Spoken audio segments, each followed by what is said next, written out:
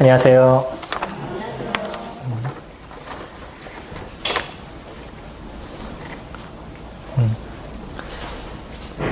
대명동에서 올라온 형제가 오늘은 이제 일이 있어서 대구로 이렇게 내려갔습니다.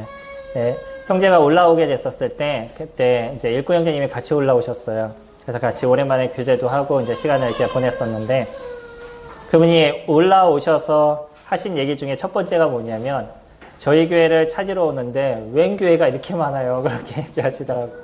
한 집 걸러 한 건물이죠. 한 건물 건너서 이제 교회인. 성남이 종교심이 많은 건지 그건 잘 모르겠지만, 한 가지 이제 많은 사람들이 왜 교회를 나가려고 그렇게 그럴까요? 교회가 많다는 건 일단 또 참석하시는 분이 있다는 거잖아요. 그럼 교회가 그렇게 많은 건 무엇 때문일까요? 아마 많은 사람들이 무엇인가 조금 은혜를 받기 위해서 간다라고 이렇게 생각이 됩니다. 선생님들은 오늘 이렇게 참석하시면서 어떤 은혜를 입을까 이런 생각을 갖고 오셨나요, 혹시? 제가 많은 일반 교회를 다니신 분들을 이렇게 만나보면 은혜 받기 위해서 교회 갑니다, 이런 얘기를 참 많이 해요. 전 그게 조금 생소했었습니다, 예전에는. 네, 지금은 이제 무슨 뜻인지 조금 느끼겠는데, 네.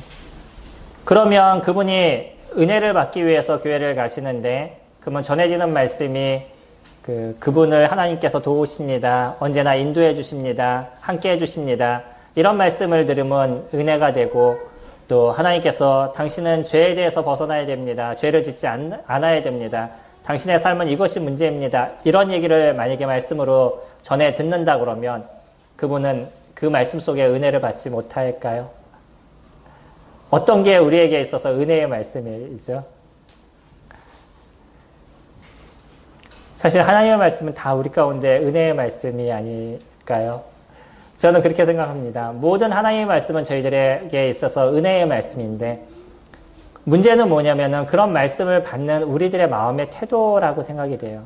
우리들의 마음이 그 말씀을 받게 됐을 때 나한테 찔림이 되면 그냥 그게 싫고, 내가 무엇인가 해야 되는 일에 대한 얘기를 들으면 그게 싫고, 그러면 그것이 나에게 은혜가 되지 않는데, 말씀을 통해서 하나님 당신은 항상 도우십니다, 당신과 함께 하십니다, 이런 얘기를 들으면 뭔가 우리 마음에 그래, 하나님 나를 도우시는 분이야, 뭐 이런 생각 속에서 은혜의 생각을 우리가 갖는 그런 것은 아닌가라는 생각을 잠시 이렇게 해보게 됐습니다.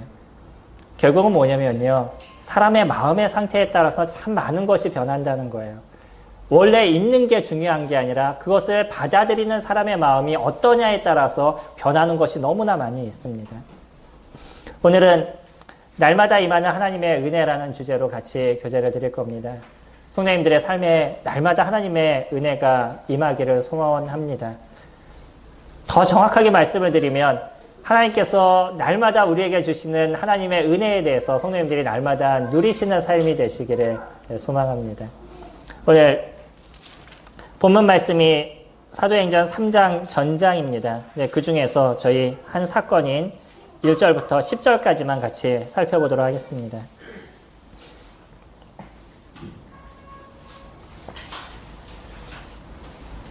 사도행전 3장 1절부터 10절까지입니다.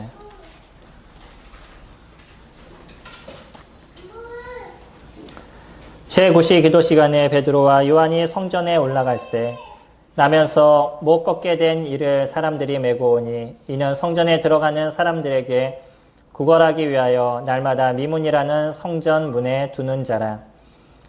그가 베드로와 요한이 성전에 들어가려 함을 보고 구걸하거늘 베드로가 요한과 더불어 주목하여 이르되 우리를 보라 하니, 그가 그들에게서 무엇을 얻을까 하여 바라보거늘 베드로가 이르되 은과 금은 내게 없거니와 내게 있는 이것을 내게 주노니 나사렛 예수 그리스도의 이름으로 일어나 걸으라 하고, 오른손을 잡아 일으키니 발과 발목이 곧 힘을 얻고 뛰어 서서 걸으며 그들과 함께 성전으로 들어가면서 걷기도 하고 뛰기도 하며 하나님을 찬송하니, 모든 백성이 그 걷는 것과 하나님을 찬송함을 보고 그가 본래 성전 미문에 앉아 구걸하던 사람인 줄을 알고 그에게 일어난 일로 인하여 심히 놀랍게 여기며 놀라니라. 오늘 이 말씀은 저희들이 잘 알고 있는 말씀이죠. 많이 들으셨던 말씀입니다.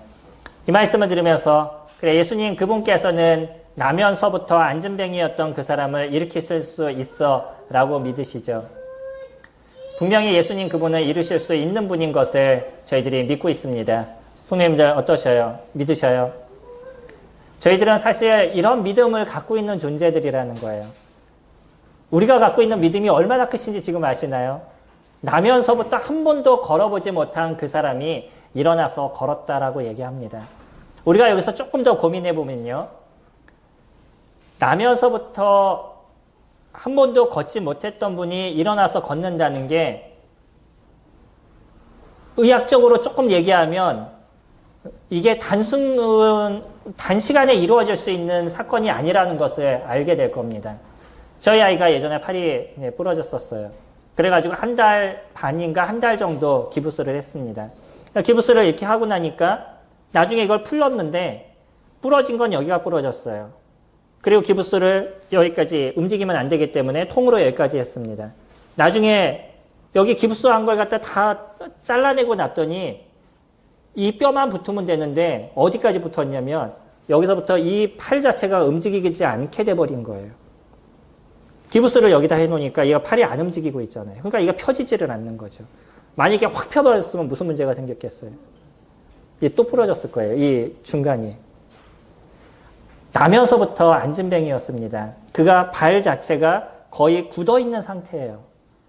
갑자기 확 일어난다는 게 우리가 생각하는 것처럼 앉아있던 사람이 벌떡 일어났네. 이 정도의 문제가 아니라는 것 조금 생각하시나요?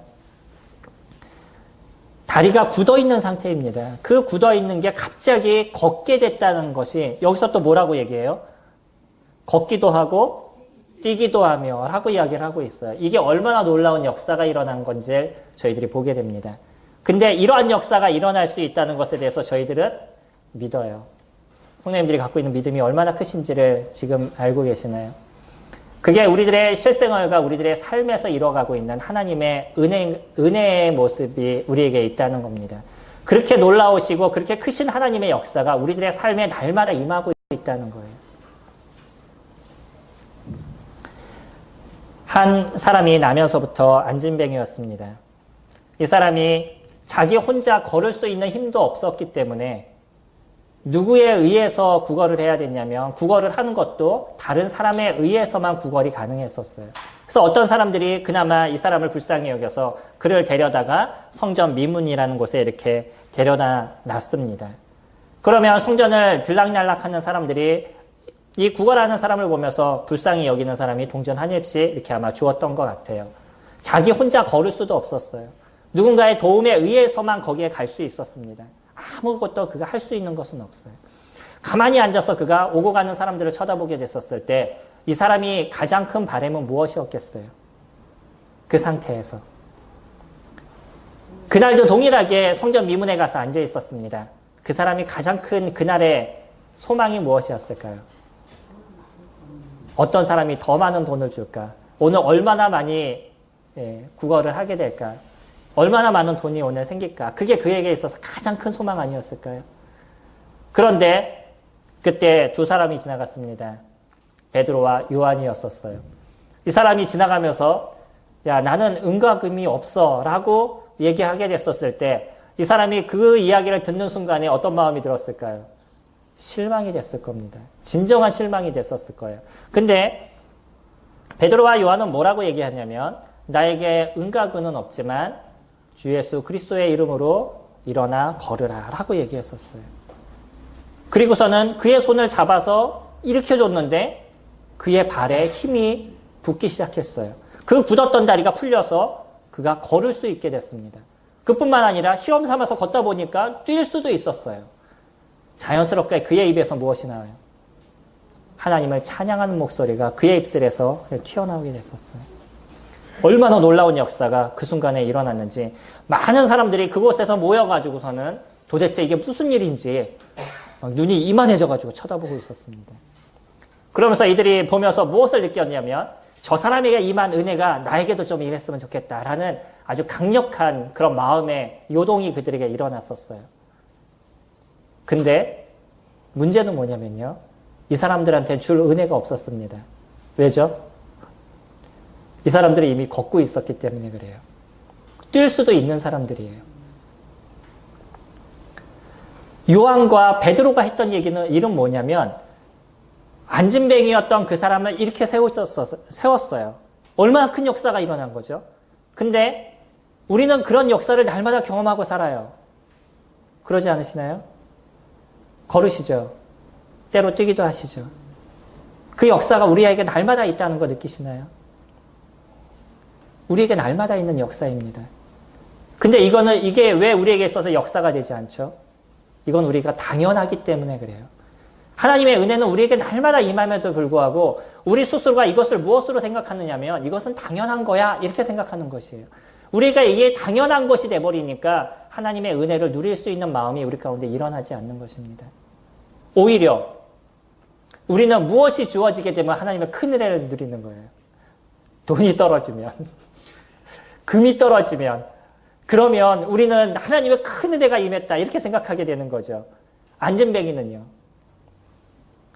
일어나는 게 그에게 있어서 가장 큰 힘이었었어요. 물론 돈이 조금 많아졌으면 좋을 겁니다. 근데 그 사람에게 은금이 있다 할지라도 그것이 그로 인하게 그렇게 크게 도움이 되지 않을 거예요. 그의 평생에 그가 원하는 것은 무엇이에요? 일어나서 걷는 것이었습니다.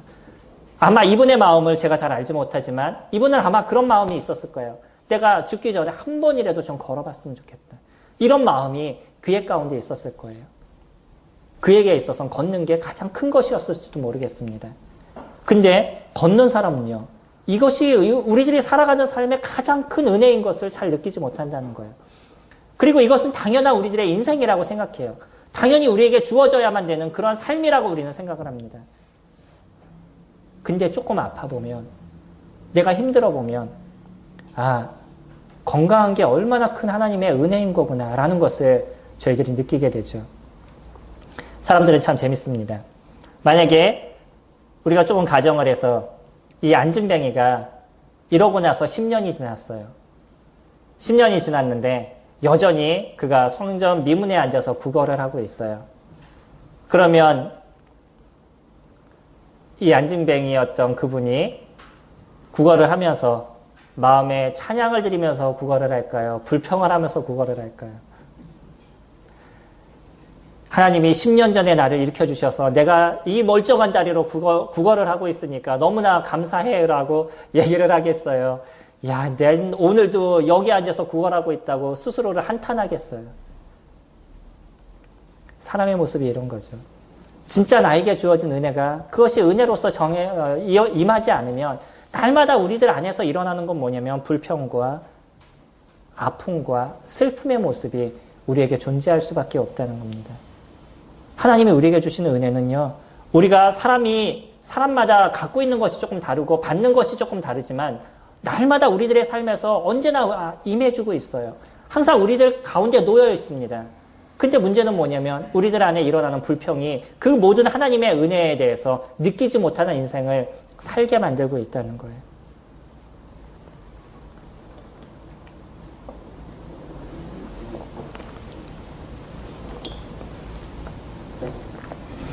지금은 걸어 다니시는 게 은혜가 되실 것 같아요. 돈이 있으셔야지 은혜가 되실 것 같아요. 우리들의 삶이 그렇습니다. 근데요, 진짜 우리가 이것이 은혜인 것을 저희들이 알면 우리들 안에 감사가 일어난다는 거예요. 우리 나면서부터 안진뱅이였던 이분이 했던 얘기를 저희들이 알고 있죠. 8절에 그렇게 얘기하죠. 뛰어 서서 걸으며 그들과 함께 성전으로 들어가면서 걷기도 하고 뛰기도 하며 하나님을 찬송하니. 모든 백성이 걷는 것과 하나님을 찬송함을 보고 이가 어떤 삶이 됐어요? 갑자기 변하면서 그의 삶이 무엇으로 변했죠? 하나님을 찬양하는 삶으로 그렇게 변하게 된 거예요. 진짜 하나님의 은혜를 그게 알게 됐었을 때 그의 삶이 어떤 삶이 되냐면 하나님을 높이는 인생을 그가 살게 된다는 거죠. 우리들 안에서 우리가 진짜 우리에게 주어진 하나님의 은혜를 알면 우리가 어떤 인생을 살아요? 하나님을 높이는 인생을 살게 됩니다. 하나님 그분을 찬양하는 인생을 살게 돼요. 우리에게 베푸시는 하나님의 은혜가 무엇인지를 저희들이 알게 되면 그분이 어떤 분인지에 대해서 그분이 우리에게 베푸시는 은혜가 얼마나 큰지에 대해서 저희들이 높이는 인생을 살아가게 되는 거죠. 근데 그것을 느끼지 못하기 때문에 우리들 안에서 찬양이 일어나지 않는 것일 수도 있습니다. 또 반대로 우리가 얘기한다 그러면 진짜 우리들 안에서 하나님이 베푸시는 그 은혜를 느끼게 됐었을 때 하나님께 우리들이 감사의 제물을 드릴 수 있는 그런 저희들의 모습도 필요할 것입니다. 많은 교회에서 감사헌금이라고 드리죠. 성도님들 감사헌금을 드려본 적 있으시나요? 혹시 우리 자녀가 대학에 들어갔다고 감사헌금을 드리시거나 아니면 우리 집이 항상 하나님 도우시는 은혜가 감사하다고 감사헌금을 드리시거나 뭐 집을 샀다고 감사헌금을 드리시거나 아마 성도님들이 그러한 시간들을 가지셨을 겁니다. 또 우리가 살아가는 일주일의 삶에서 하나님 나에게 도우신 것이 너무나 감사해서 감사헌금을 드리시는 그런 시간들도 가지셨을 거예요. 이건 물질적으로 성도님들에게 뭐 헌금을 하십시오 이런 얘기를 제가 드리는 것이 아닙니다. 말씀의 가장 중요한 요지는 뭐냐면 내가 진짜 감사했었을 때 내 것을 갖고 하나님께 드릴 수 있는 하나님 나에게 도우신 것에 대해서 제가 감사합니다라고 그 감사의 물질을 드릴 수 있는 그런 마음을 우리가 갖는 것이 그게 하나님의 베푸시는 은혜에 반응하는 저희들의 삶이라는 거예요. 많은 교회가 하고 있는 것이 결코 잘못된 것이 아닙니다. 잘 고민해 보셔야 돼요. 우리는 그런 감사를 때로는 못하고 있다는 거예요. 그것을 당연하게 여긴다는 거죠. 아니면 그냥 주님 감사합니다. 그것으로 끝나버린다는 거예요. 때로는 우리가 그럴 필요도 있습니다. 이거는 무엇을 얘기하는 거냐면 나의 실질적인 감사를 표현해주는 그런 시간들을 가져가는 거예요. 그리고 주님이 우리 가운데 함께 하셨을 때 그 함께 하심에 대해서 주님께 찬양하는 그런 시간들을 가지셔야죠. 또 우리들에게 베푸시는 주님의 은혜가 내가 크기 때문에 내가 주님 앞에 섬기는 삶을 살겠습니다. 라는 고백이 우리 가운데 일어나고 주님을 섬기는 많은 일들에 대해서 같이 동참하고 그 일에 대해서 내가 함께 수고해 나가는 그런 일들이 저희들에게 일어나야죠. 이거는 내가 교인이기 때문에 뭐 별 수 없이 뭐 섬김의 삶을 살아야겠습니다. 이거와는 완전 질적인 차이가 있는 겁니다. 우리가 주님을 섬기는 거는요. 하나님이 나에게 베푸신 은혜가 어떤 건지를 내가 알기 때문에 거기에 대한 반응으로서 드러나는 것이에요. 하나님 나에게 해주신 은혜가 너무나 크기 때문에 이 은혜 속에서 제가 섬김의 삶을 살겠습니다라는 것이 자연스럽게 나와가는 거죠. 그렇기 때문에 그것이 불평이 없어요. 그것이 즐거움이 되는 거죠. 제가 지난 수요일도 비슷한 얘기를 잠깐 드렸었어요. 그러면서 드렸던 말씀이 어떤 거였냐면 성도님들이 진짜 감사가 되면 매주 화장실 청소를 하셔도 그것이 어려움이 되시지 않을 거예요. 화장실 청소에 제일 힘든 게 뭐예요? 그 종이를 치우는 거잖아요. 때로는 더러운 것이 내 손에 묻을 수도 있어요. 그럴 때마다 그 일을 하고 싶겠어요? 하기 싫으시겠어요? 사람들이 하기 싫어해요. 누가 그것을 좋아하겠습니까? 그럼에도 불구하고 그와 같은 일들을 이뤄가는 것은 뭐냐면 하나님 나에게 베푸신 은혜를 내가 알기 때문에 그것을 감사함으로 이룰 수 있는 거예요. 순번을 정해 사는 것도 좋을 겁니다. 근데 그것보다는요. 내가 진짜 감사함으로 그 일을 이룰 수 있는 우리들의 모습이 되면 이것이 아름다운 것이에요. 섬김은 그냥 별 수 없어서 일어나는 그런 것이 아닙니다. 무엇으로 만들어져가는 것이냐면 나에게 베푸신 주님의 은혜를 내가 알고 내가 날마다 나에게 함께 하시는 주님의 은혜를 내가 알게 됐었을 때 이것이 나의 삶에서 자연스럽게 드러나는 것이에요. 이게 감사의 삶인 것입니다. 하나님의 은혜를 누리시나요?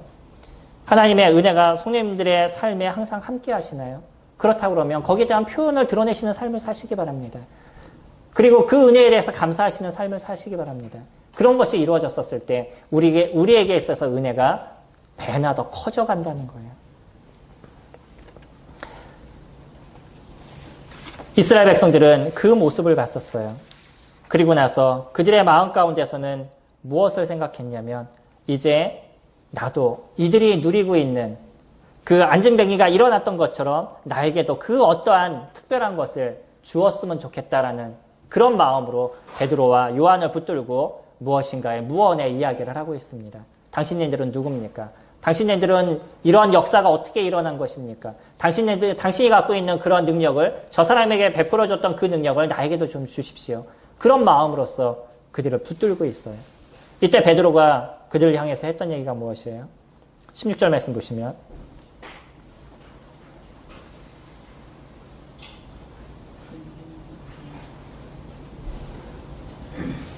12절 말씀 보시면 베드로가 이것을 보고 백성에게 말하여 말하되 이스라엘 사람들아 이 일을 왜 놀랍게 여기느냐 우리 개인의 권능과 경건으로 이 사람을 걷게 한 것처럼 왜 우리를 주목하느냐라고 얘기하고 있어요.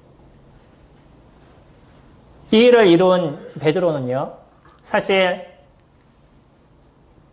그 안진뱅이를 일으킨 것, 그 나면서부터 걷지 못한 그 사람을 일으킨 것에 대해서 베드로와 요한은 그것이 그렇게 크게 큰 일이라고 생각하지 않았어요. 성령님들, 여기 안진뱅이가 있는데 제가 야 일어나라 그랬더니 그 사람이 벌떡 일어났어요. 그러면 그 모습을 딱 보면서 야 저에 대해서 대단하게 생각하지 않으시겠어요? 저를 주목하시겠어요? 하나님을 주목하시겠어요? 저를 주목하게 될 겁니다. 그리고 큰 일이라고 생각할 거예요. 근데 베드로는요, 그 일을 이루고 나서도 그것이 그렇게 큰 일이라고 생각하지 않았어요. 왜 그래요?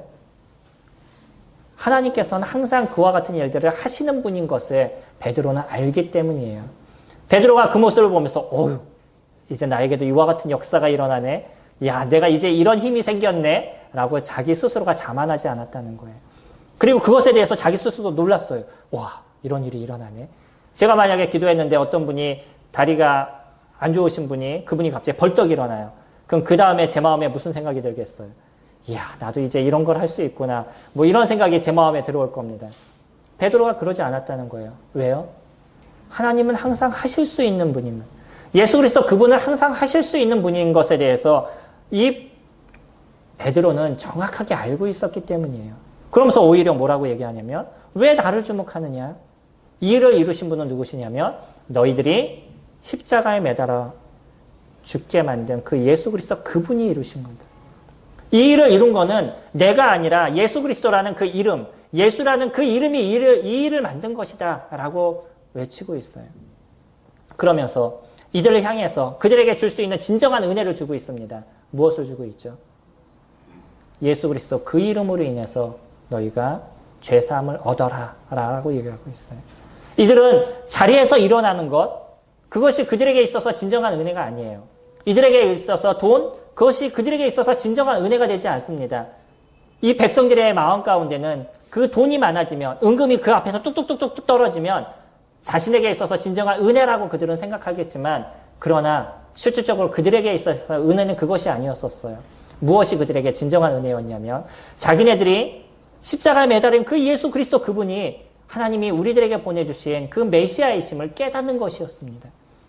자신들의 이 죄에 대해서 고통하면서 살아가는 그런 인생임에도 불구하고 그런 인생을 위해서 오신 예수 그리스도 그분,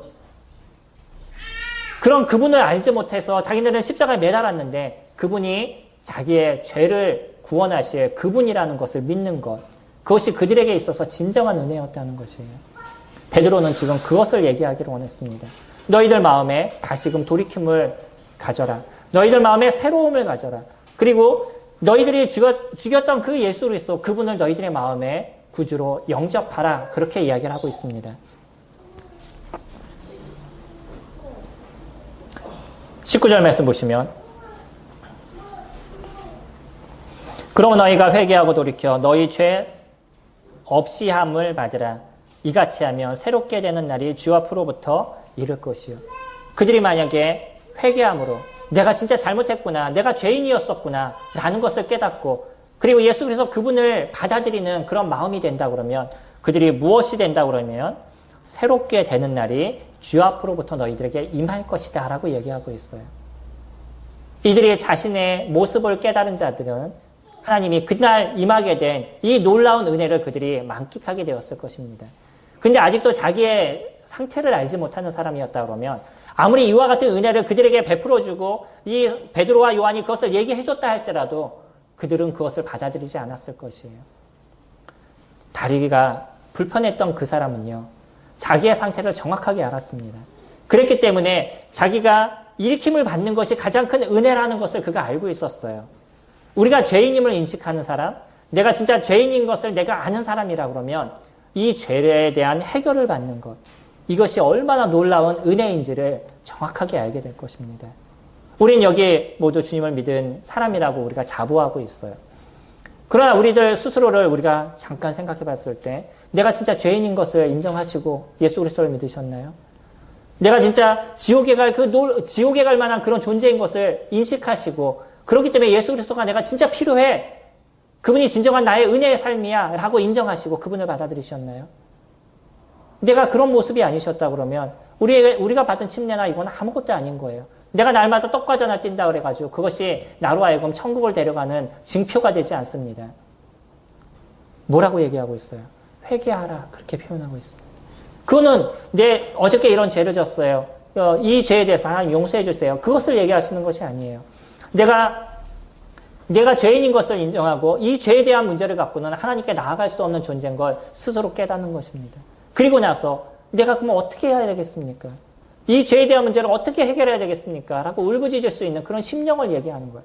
하나님, 제가 하나님께 다시 돌아가기를 원합니다. 이 죄에 대한 문제를 어떻게 해결해야 됩니까? 그런 마음이 그들 안에서 일어나야 된다는 것이. 우리가 예수 그리스도를 믿을 때 그런 마음이 저희들 가운데 있었을 것이라고 믿습니다. 그리고 나서 저희들은 그리스도 그분으로 인해서 어떠한 삶을 살게 되냐면 새롭게 되는 인생을 살아가는 거예요. 예수 그리스도를 믿고 우리는 새롭게 된 인생을 지금 살아가고 있는 것입니다. 그러지 않으시나요? 예수 그리스도를 믿고는 우리가 천국의 소망을 갖고 살아가는데 우리들의 삶이 새로워지지 않으셨나요? 그러면 우리는 주님을 안 믿은 것일 겁니다. 우리가 예수 그리스도를 믿었다면 우리들의 인생이 새로운 삶을 살고 있는 것이에요. 그 삶을 살아가고 있는 것이 크리스찬인 겁니다. 이들에게 주어진 은혜가 그거였었어요. 당신네들에게 지금 얻어야 될 가장 큰 은혜는 당신네들의 그 건강이 회복되는 것, 당신네들이 갖고 있는 그 돈이 많아지는 것, 그것이 아니라 당신의 삶이 새로워지는 것입니다. 그리스도 안에서 살아갈 수 있는 은혜가 당신에게 있는 것이에요. 지옥의 자녀에서부터 하나님의 자녀로 바뀌는 것입니다. 사단의 자녀에서부터 하나님의 자녀로 바뀌는 것이에요. 그것이 당신에게 주어진 진정한 은혜인 것입니다. 베드로가 지금 그것을 외치고 있는 것이죠. 우리는요, 하나님의 은혜 속에서 살고 계시죠. 이 은혜 속에서 살아가는 건 예수 그리스도 그분을 기억할 때마다 우리들 안에 새롭게 생각이 나는 것입니다. 그 어떤 것이 우리에게 주어지지 않아도 그리스도 그분을 우리가 믿는 것, 하나님의 그 나라 안에서 살고 있다는 그 자체, 새로움을 얻는 인생을 내가 살아가고 있는 이 자체가 우리 가운데 기쁨이 되고 즐거움이 되는 것이에요. 만약에 그 외적인 것으로 인해서 우리가 하나님에 대해서 실망하고 하나님에 대해서 원망하고 하나님에 대해서 함부로 우리가 얘기하는 존재라 그러면 우리는 하나님이 우리에게 베푸신 은혜를 모르는 자인 거예요. 그러지 않나요? 내 삶이 조금 힘들다 그래서 하나님을 원망하고 내가 건강이 조금 힘들다 그래서 하나님을 원망하는 그런 모습이라 그러면 진짜 하나님이 나에게 베푸신 은혜를 난 모르고 있는 것입니다. 그러지 않겠어요? 하나님 우리에게 놀라운 은혜를 베풀어 주셨어요. 이 은혜가 우리들의 삶에서 매일마다 일어나고 있습니다. 그래서 그 은혜를 기억할 때마다 우리들 안에서 찬양이 일어나는 거예요. 안진뱅이 하다못해 육체적으로 걷지 못했던 사람이 일어나가지고 걷는 그 하나를 갖고도 순간적으로 그의 삶이 싹 변해가지고 하나님께 찬양을 드리고 있어요. 어떻게 이 지옥의 자식에서부터 천국의 자식으로 하나님의 자식으로 바뀌었는데 이 사단의 자녀에서부터 하나님의 자녀로 바뀌었는데 그것을 생각할 때 하나님을 찬양하는 모습이 우리 가운데 안 일어나겠어요? 그러지 않으시나요? 우리는 날마다 은혜의 삶을 살아가고 있습니다. 이것이 우리에게 너무나 큰 것이에요. 그리고 이것으로 인해서 우리가 기억할 때마다 내 주변에 있는 잘못된 좀 어려운 것, 힘든 것 이런 것이 그냥 눈 녹듯이 싹 사라져가는 거예요. 그리스도 그분만을 우리가 바라볼 수 있게 되는 거죠.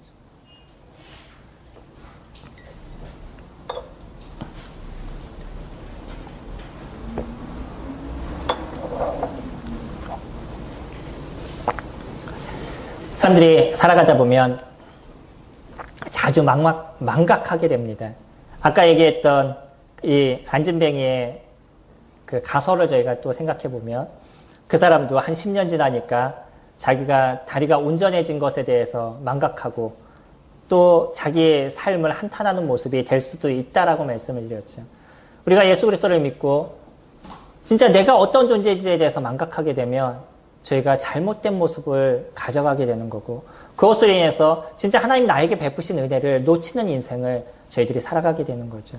성도님들, 우리들의 삶을 다시 한번 뒤돌아보시고 우리가 살아갔던 일주일의 삶을 다시 한번 생각해 보셔서 내 안에 하나님이 베푸시는 은혜를 누리지 못했다 그러면 우린 다시 돌아가셔야 되는 겁니다. 그리고 그 십자가에 달리신 예수 그리스도 그분을 다시금 바라보셔야 돼요. 그분이 나를 향해서 이루시는 그 사역이 어떤 것인지, 그분이 왜 그 십자가에서 죽으셔야만 했던 것인지, 그분이 왜 그런 아픔과 고통을 나를 통해서 받으셔야만 했던지 그것으로 다시 돌아가셔야 돼요.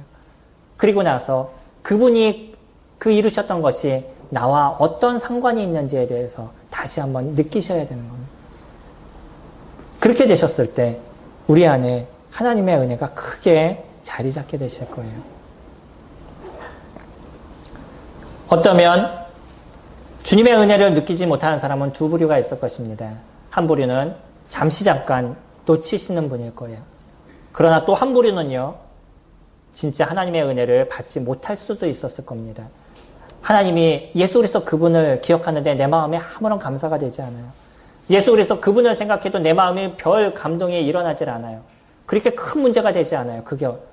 그것이 그렇다고 그러면 우리는 그리스도의 은혜를 처음부터 누리지 못했을 수도 있다는 거예요. 우리는 다시금 우리 스스로의 상태를 돌아보시고 진짜 하나님의 은혜를 누리시는 그런 인생을 살아가셔야 됩니다. 주님이 얼마나 크신 걸 우리에게 주셔요. 지옥에서부터 우리를 건지신 분이에요. 우리들의 매일의 삶에 그분이 함께 하시는 거 당연하지 않으시겠어요? 어떤 사람이 자기 목숨을 들여가지고 어떤 사람을 구해놨는데 구해놓고 나서 내팽개쳐요. 너는 이제 네 마음대로 살아가라. 그러고 내팽개치고 죽든지 말든지 네 마음대로 해라. 그럴 사람이 있겠어요? 내 목숨을 담보로 누군가를 구한다면 그 사람이 잘 살아가도록 도와줄 수 있는 마음이 충분하게 있지 않을까요? 우리 자녀들에게 우리가 그와 같은 일들을 이루는 건 나의 한 일부라고 생각해서 그를 위해서 우리들의 목숨을 줄 수 있잖아요.